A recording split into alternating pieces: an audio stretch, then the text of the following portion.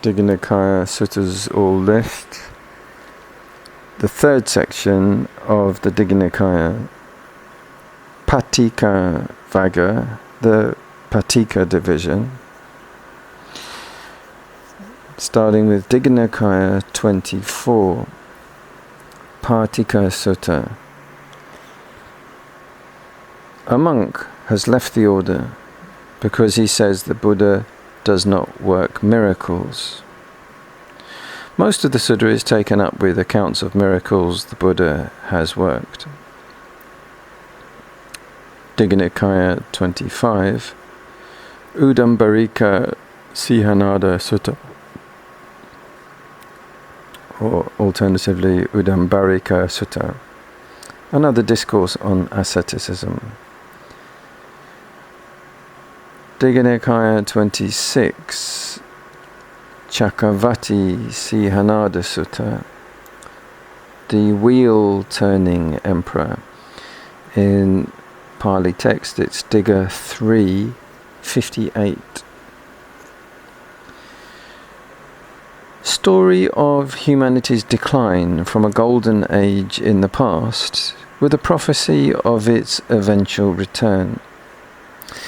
In this excerpt, the Buddha explains how skillful action can result in the best kind of long life, the best kind of beauty, the best kind of happiness, and the best kind of strength.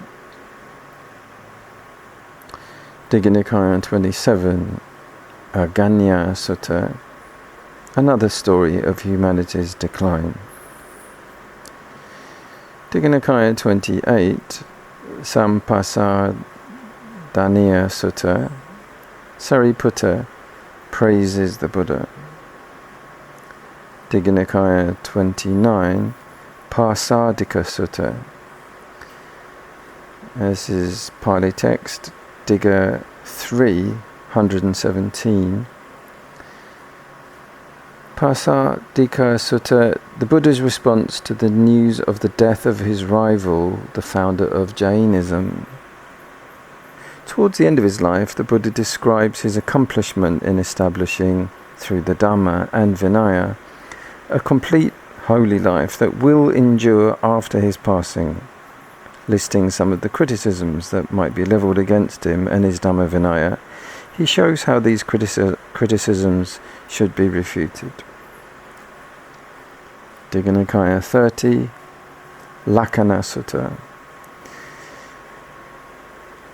explaining the actions of the Buddha in his previous lives, leading to his 32 bodily marks. Thus it describes the practices of a bodhisattva, perhaps the earliest such description. Digha Nikāya 31, Sigalo Vada Sutta, Pali text, Digha 3, 180, Digha Nikāya 31. Sigala, the lay person's code of discipline, traditionally regarded as the lay Vinaya.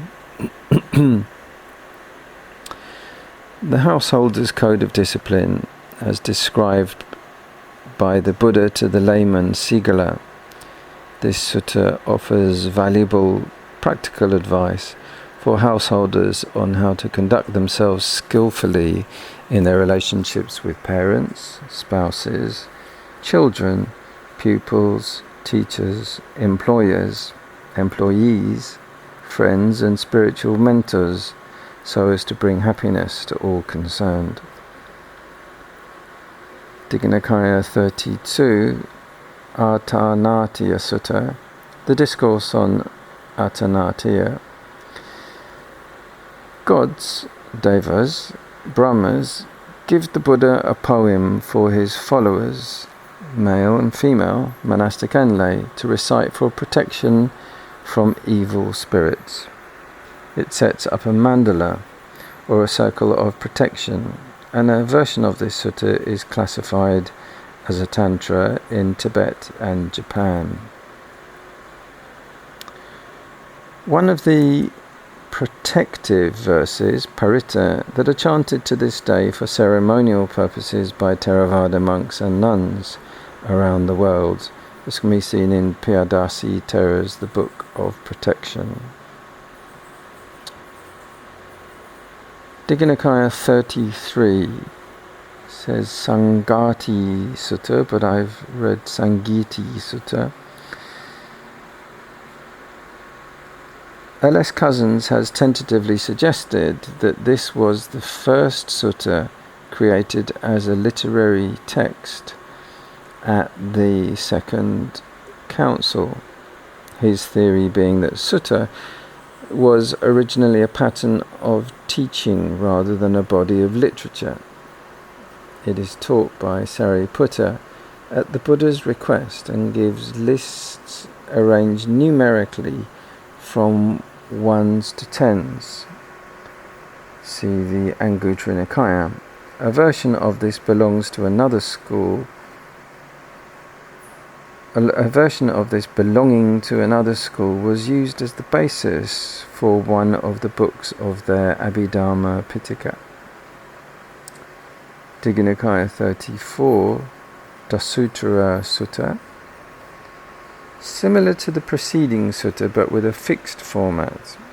There are 10 categories and each number has one list in each.